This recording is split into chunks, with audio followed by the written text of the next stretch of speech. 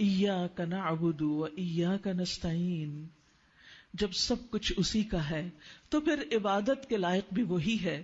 اس لیے ہم یہی کہتے ہیں کہ ایاک نعبد، صرف تیری ہی ہم عبادت کرتے ہیں. عبادت کیا ہے؟ عاجزی کے ساتھ اللہ کے سامنے جھک جانا، اپنے دل کے ساتھ، اپنے دماغ کے ساتھ، اپنے جسم کے ساتھ، اپنی ہر چیز کے ساتھ اپنے آپ کو اللہ کے سامنے کمزور سمجھنا، عاجز سمجھنا، بندہ سمجھنا، اور اس کے سامنے سجدے میں گر جانا، اور اس کے سامنے اپنی ناک رگڑنا، اپنے ماتھے اور اپنی پیشانی کو زمین پہ رکھ دینا، اور انتہائی عاجزی کا مظاہرہ کرنا.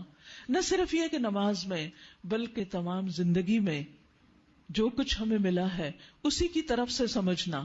کسی بھی چیز پر اکڑ اور تکبر نہیں، کسی بھی چیز پر فخر اور غرور نہیں. عبادت کی روح عاجزی میں ہے. یہ عاجزی اللہ کے سامنے سب سے بڑھ کر، اور پھر جب اللہ کے سامنے انسان کے اندر عجز و نیاز آتا ہے، انسان کے اندر یہ احساس آتا ہے کہ اے اللہ تو میرا رب ہے، سب کچھ تو ہی ہے اور میں تیرا بندہ ہوں، میرے پاس جو کچھ ہے وہ تیرا ہی دیا ہوا ہے، اس میں میرا اپنا کوئی ذاتی کمال نہیں. ہم جب بندوں کی تعریف کرتے ہیں تو کس لیے کرتے ہیں؟ اس لیے نہیں کہ جو کچھ انہوں نے کیا وہ ان کا اپنا کمال ہے. ان کو بھی جو کچھ دیا ہے وہ اللہ ہی نے دیا ہے. اگر ان کی بھی تعریف ہے تو اللہ ہی کی دراصل تعریف کہ اس نے ان کو اس قابل بنایا. اور ہمیں بھی جو کچھ ملا ہے اس پر ہمیں اپنے بارے میں بہت خوش فہمی اور خوش گمانی کی ضرورت نہیں. وہ سب کچھ بھی اسی کا دیا ہوا ہے. وہ چاہے تو ایک لمحے میں ہماری جان لے لے، وہ چاہے تو ایک لمحے میں ہماری نگاہیں اچک لے، وہ چاہے تو ہماری زبان بند کر دے، وہ چاہے تو ہمارے دل کی حرکت بند کر دے. وہ سب کچھ کرنے پہ قادر ہے. اگر ہمیں زندگی ملی ہوئی ہے اور ہم سب کچھ دیکھنے، بولنے، سننے کے قابل ہیں، ہم کھانے پینے اور چلنے پھرنے کے اور دنیا میں کام کاج کے قابل ہیں، تو یہ دراصل اللہ سبحانہ وتعالی ہی کا ہم پر فضل اور اکرام ہے. اس لیے ہمیں اس کے سامنے عاجز بندہ بن کر رہنا چاہیے، اور سجدوں کی کثرت کر دینی چاہیے، ذکر کی کثرت کر دینی چاہیے، اور سجدے میں سر رکھتے ہوئے اس کے آگے بالکل ایک عاجز غلام کی طرح جھک جانا چاہیے.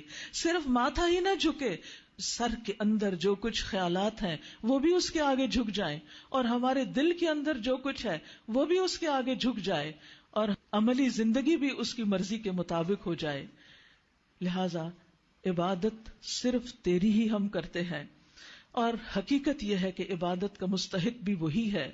اور صرف عبادت ہی نہیں، وَإِيَّاكَ نَسْتَعِينُ، اور صرف تجھ سے ہم مدد چاہتے ہیں، اس لیے کہ تو مدد کرنے کے قابل ہے.